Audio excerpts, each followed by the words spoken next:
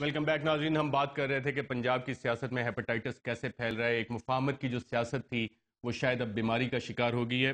پلوشا، آپ کی پارٹی نے ڈیسیژن لیا تھا کہ ہم لوگ ریکنسیلیشن کی پالیٹکس جو ہے اس کو جاری رکھیں گے، لیکن جو ٹیپ سامنے آئی ہے جس میں کہ برائبز دی جا رہی ہیں، آفر کی جا رہی ہیں اسی یونیفیکیشن بلاک کے ممبران کو، تو اس سے تو لگتا ہے کہ شاید یہ گیم دونوں سائیڈوں سے کھیلا جا رہا تھا. دیکھیے، میں نے ٹیپ نہیں سنا ہے، سو آئی وڈ ناٹ. کبھی آپ کی زبانی سن رہی ہوں میں نے وہ ٹیپ نہیں سنا ہے، لہٰذا اس پہ میں کامنٹ نہیں کروں گی. لیکن جنرلی جو آپ کہہ رہے ہیں کہ ریکنسیلیشن کی اس طرح تو ہم اٹھائیں ایک دوسرے پہ الزامات، تو نو بڈی از این اینجل ہیئر.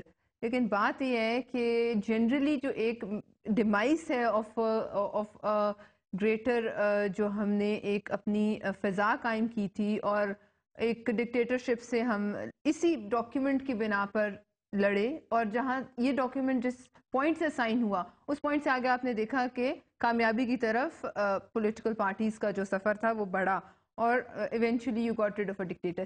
لیکن اب مجھے اس ڈاکیومنٹ کی ڈیمائس سے جو ہے یہ مجھے کنسرن ہے. لیکن ریکنسیلیشن بھی تالی ایک ہاتھ سے تو نہیں بچتی ہے. اگر دوسری سائڈ ریکنسیلیشن نہ چاہے، آپ کی سائڈ سے بھی ختم ہو گئی ہے.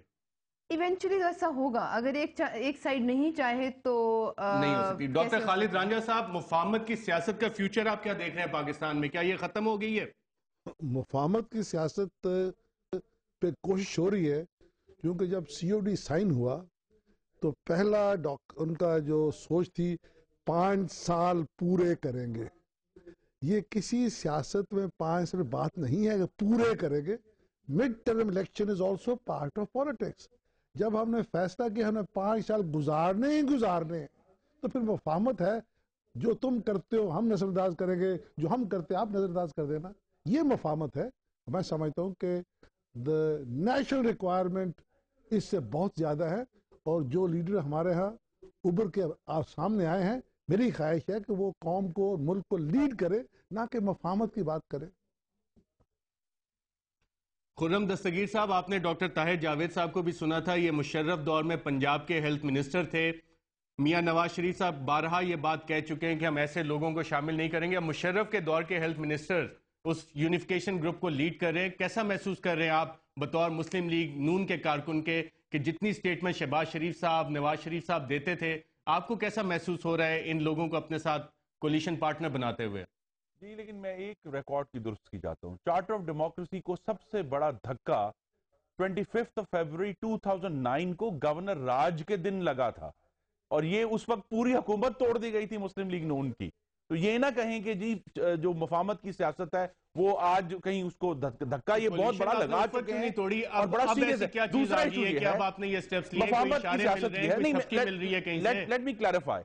چارٹر آف ڈیموکریسی آرٹیکل 21 وہ یہ کہتا ہے کہ ایک دوسرے کے مینڈیٹ کا احترام کریں گے اور ایک دوسرے کو انکانسٹیٹیوشنلی انڈرمائن نہیں کریں گے، اور ہم اس پر پوری طرح قائم ہیں. تو چارٹر آف ڈیموکریسی اسی پروگرام رپورٹر میں کچھ عرصہ پہلے آپ نے یہ کہا تھا میاں صاحب کو کہیں غیبی طاقتوں سے اشارے مل رہے ہیں، لیکن انہوں نے اس وقت نہ کہہ دی.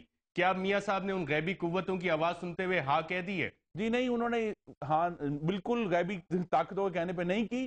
انہوں نے دراصل، یہ میں پھر کہتا ہوں، ایک ججمنٹ کی ہے کہ پاکستان کی اکانومی کی مس مینجمنٹ، پاکستان کی فورن پالیسی کی جو سلیوری ہے، اور تیسرا بلا شبہ جو کرپشن ہے اور جوڈیشری کے احکامات پر عمل درآمد جو نہیں کر رہی فیڈرل گورنمنٹ، ہمارے لیے یہ بیگیج اٹھانا ناقابل برداشت ہو گیا.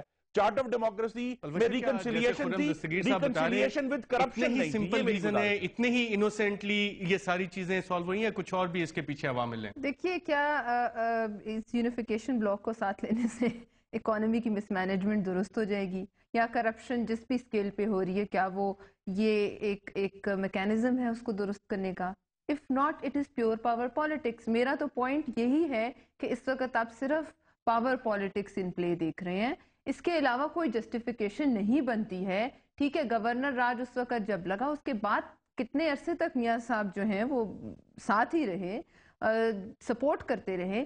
لیکن the issue is کہ آج یونیفیکیشن بلاک کو ساتھ ملانا، let us admit it is power politics. اس کے علاوہ مجھے اس کی کوئی جسٹیفیکیشن میری دانست میں نہیں ہے. خرم اگر اس کی کوئی جسٹیفیکیشن دیتے ہیں تو ٹھیک ہے, the people are watching us, تو سمجھ لیں گے. لیکن بات یہ ہے کہ ان تمام اکنامک ایلز اور دی ادر ایلز جو ابھی ہمارے ملک کو جن کا سامنا ہے, اس کا مجھے سمجھ نہیں ہے کہ یونیفیکیشن بلاک شاید یونیفیکیشن بلاک کے پاس اس کا سلوشن ہو جائے. خرم دستگیر چنگے کہ یونیفیکیشن بلاک کے پاس ایسی کون سی گدڑ سنگی ہے جس کو ساتھ لے کے خرم دستگیر صاحب کی پارٹی مسلم لیگ نواز ملکی مسائل کا حل نکال سکے گی. ایک وقفے کے بعد